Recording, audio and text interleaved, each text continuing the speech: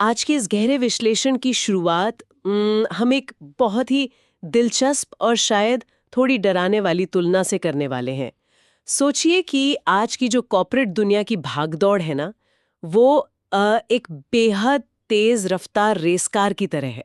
हाँ, बिल्कुल, एक ऐसी रेस कार जिसका एक्सेलरेटर पूरी तरह से दबा हुआ है और आरपीएम मीटर लाल निशान को छू रहा है। इंजन से धुआं निकल रहा है, लेकिन ड्राइवर ने जैसे कसम खा रखी है कि वो कभी कोई पिट स्टॉप नहीं लेगा। वही तो, वो बस गाड़ी भगाता जा रहा है जब तक कि उस गाड़ी का इंजन एक जोरदार धमाके के साथ फट ना जाए। तो आज की हमारी इस चर्चा का मुख्य उद्देश्य इसी अंधी दौड़ के अंजाम को समझना है। राइट। हम आज दुनिया भर के स्रोतों और the monk who sold his Ferrari के अंशों को मिलाकर एक ऐसी कहानी का विश्लेषण करेंगे जो हमें सच में सोचने पर मजबूर कर देगी। से बेहद सफल, लेकिन अत्यधिक तनावग्रस्त वकील की है, जिसने अपनी आंतरिक शांति पूरी तरह खो दी थी। फिर उसने हिमालय की वादियों में एक नया रास्ता ढूंढा। ये पूरा सफर माइंडसेट ट्रांसफॉर्मेशन और डिसिप्लिन के बारे में है। तो चलिए इसको थोड़ा खोलकर समझते हैं। सफलता की संधि दौड़ का सबसे भयानक पहलू ये है कि इंसान बाहर से तो सब कुछ हासिल कर लेता है, लेकिन अंदर से वो पूरा खोखला हो चुका होता है। और जूलियन मैंटल की कहानी इसी विरोधाभास का सबसे बड़ा उदाहरण है। मेरा मतलब है, जूलियन देश के सबसे प्रसिद्ध ट्रायल लॉयर्स में से एक थे। उनके पास वो सब कुछ था जिसे आज हम सफलता मानते हैं। हाँ, जैसे उनके पास $3000 के इटालियन सूट्स थे, एक आलीशान मैंशन, प्राइवेट जेट और उनके गराज में खड़ी एक चमचमाती लाल फरारी। बिल्कुल। लेकिन 53 साल की उम्र में जूलियन 70 साल के बूढ़े जैसे दिखने लगे थे। उनका शरीर इस भयानक रफ्तार का बोझ नहीं सह पा रहा था और उनकी आत्मा जैसे मर चुकी थी। अच्छा, मतलब फूलों की तरह बिल्कुल मुरझा गए थे वो। हाँ, और फिर वो दिन आया जब एक भारी अदालत में, जिसे mother of all murder trials कहा जा रहा था, वहां जूलियन अचानक फर्श पर गिर पड़े। उन्हें एक भयानक दिल का दौरा पड़ा था। बाप रे! ये घटना बाहर से देखने में तो एक नॉर्मल मेडिकल इमरजेंसी लगती है कि बहुत ज्यादा काम और तनाव की वजह से हार्ट अटैक आ गया। लेकिन स्रोत सामग्री में गहराई से उतरने पर पता चलता है कि ये सिर्फ शरीर का टूटना नहीं था। ये एक आंतरिक टूट थी। उनका पूरा वजूद ही दरक गया था। राइट। और इस घटना के बाद जूलियन ने जो किया, वो अम, किसी भी सामान्य इंसान की सोच से बिल्कुल परे है। उसने अपना सब कुछ बेच दिया, अपनी वो प्यारी लाल फरारी भी, और भारत में हिमालय पर्वतों की ओर निकल पड़े। वहां उनकी मुलाकात योगी कृष्णन और बाद में सिवाना के सन्यासियों से हुई, खासकर योगी रामन से। लेकिन यहाँ एक बड़ा दिलचस्प सवाल खड़ा होता है। वही मैं भी सोच रही थी कि क्या सच में दुनिया में सबसे बड़ी सफलता हासिल करने के लिए इंसान को ऐसी मौत के करीब पहुंचने वाली चोट खानी ही पड़ती है? क्या पैसा और शोहरत हमेशा आत्मा को बेचकर ही मिलते हैं? देखिए, सिवाना के सन्यासियों का दर्शन इस बारे में एक बहुत ही स्पष्ट मनोवैज्ञानिक सिद्धांत पर आधारित है। उनका मानना है कि दर्द एक बेहतरीन शिक्षक होता है। यानी जूलियन का हार्ट अटैक उनके लिए कोई अंत नहीं था, बल्कि वो एक वेकअप कॉल था, राइट? एग्जैक्टली। मनोविज्ञान में इसे हम कॉग्निटिव डिसोनेंस के चरम बिंदु के रूप में देख सकते हैं। जब इंसान की बाहरी दुनिया उसकी आंतरिक मान्यताओं से इतनी ज्यादा कट जाती है कि दिमाग और शरीर दोनों बस हार मान लेते हैं। सन्यासियों के हिसाब से जूलियन ने इस घटना को एक नए आगाज के रूप में देखा। पर मुझे यहाँ एक बात थोड़ी अजीब लगती है। जूलियन हार्वर्ड का पढ़ा हुआ एक तेज तर्रार वकील था।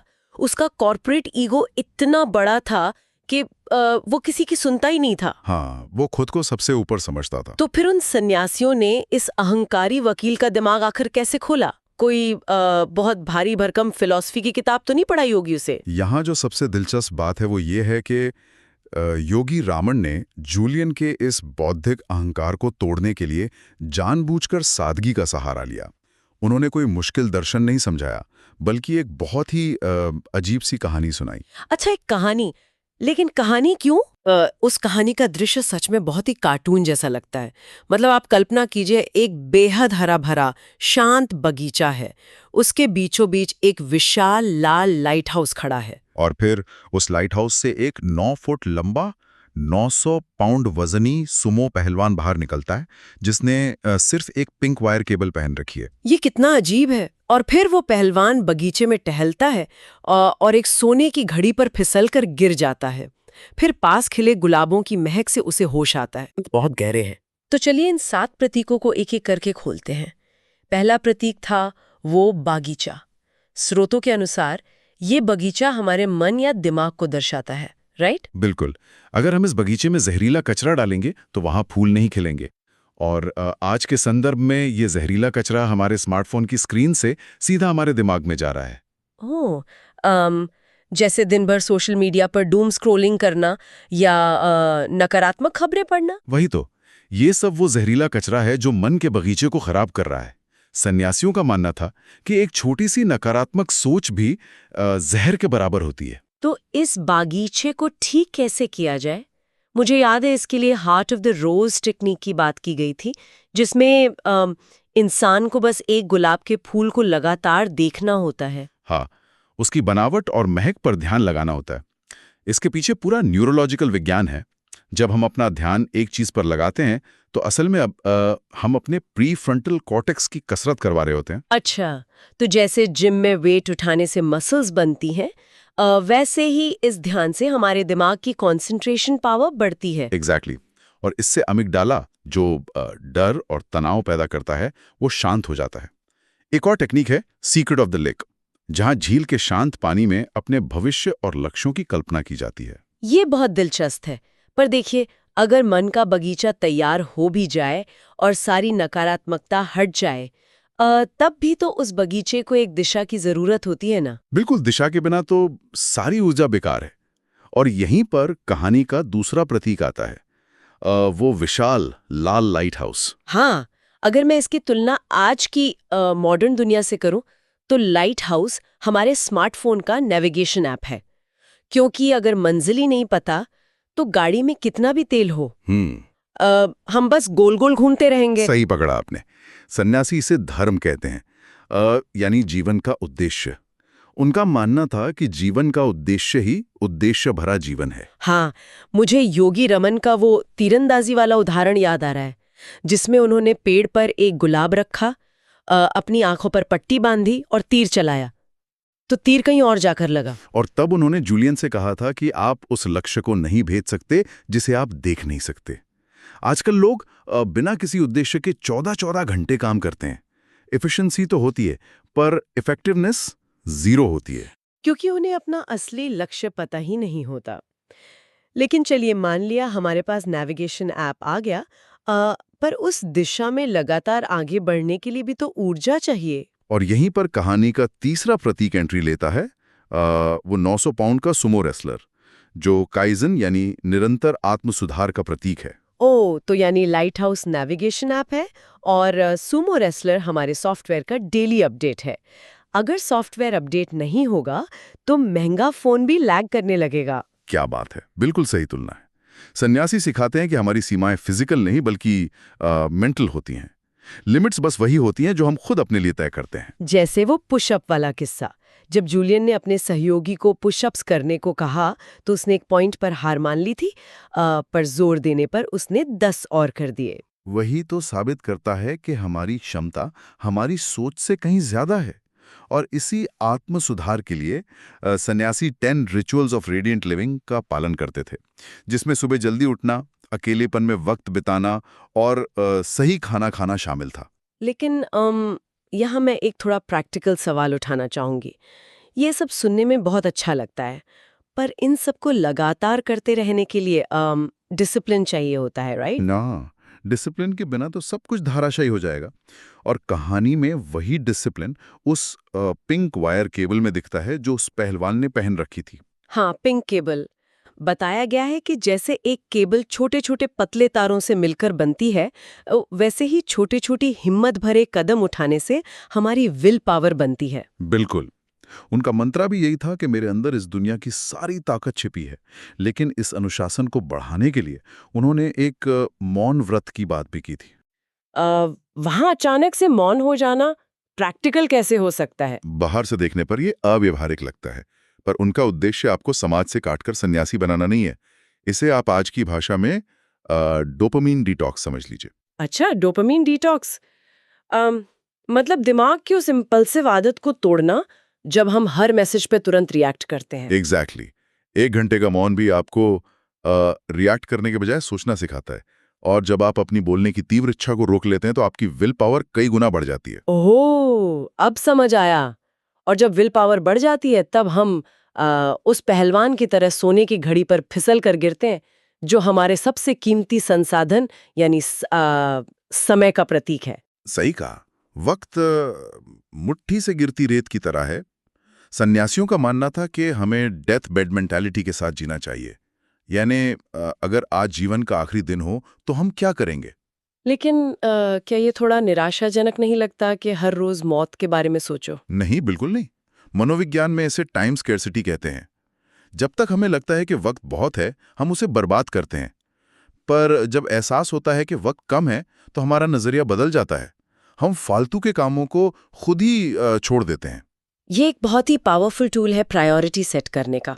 अच्छा, अब जब हमारे पास अनुशासन आ गया और समय की अहमियत समझ आ गई, तो सवाल उठता है कि इस समय का सबसे बेहतरीन उपयोग क्या है? और इसका जवाब उन गुलाबों की महक में मिलता है। याद है, पहलवान को जब होश आया था तो उसे पीले गुलाबों की महक आई थी। वो महक निस्वार्थ सेवा यानी सेल्फलेस सर्विस का प्रतीक है। हाँ, एक बहुत प्यारी कहावत थी इसमें कि अम, जो हाथ दूसरों को गुलाब देते हैं, उनमें थोड़ी महक हमेशा रह जाती है।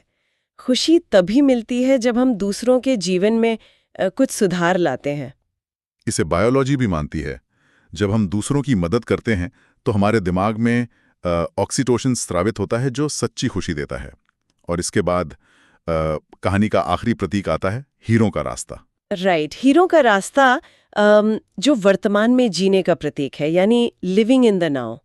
यहाँ मुझे वो पीटर और मैजिक थ्रेड वाली कहानी बहुत दिल को छू लेने वाली लगी। हाँ, वो जादुई धागे वाली कहानी, जिसमें वो लड़का अपनी जिंदगी के मुश्किल या बोरिंग पलों को जल्दी बिताने के लिए उस धागे को खींचना शुरू कर देता है। और उसे थोड़ा सा खींचते ही वक्त आगे बढ़ जाता है, पर उस चक्कर में वो अचानक से बूढ़ा हो जाता है और अंत में उसे एहसास होता है कि उसने तो अपनी पूरी जिंदगी बिना जिए ही बिता दी।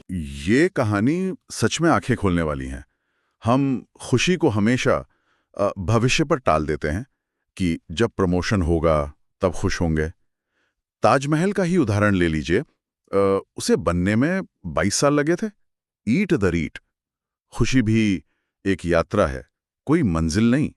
ये तो बिल्कुल वैसा ही है ना, जैसे लोग अपनी छुट्टियों का इंतजार करते करते अपने हर दिन की छोटी छोटी खुशियों को पूरी तरह नजरअंदाज कर देते हैं। सुबह की चाय या परिवार के साथ वक्त बिताना। बिल्कुल। सन्यासियों की सीख यही थी कि भविष्य के सपने जरूर देखो, पर वर्तमान में जो हीरे बिखरे हैं उनकी अहमियत को मत भूलो। आज की शांति को कल की सफलता के लिए गिरवी मत रखो। क्या बात है।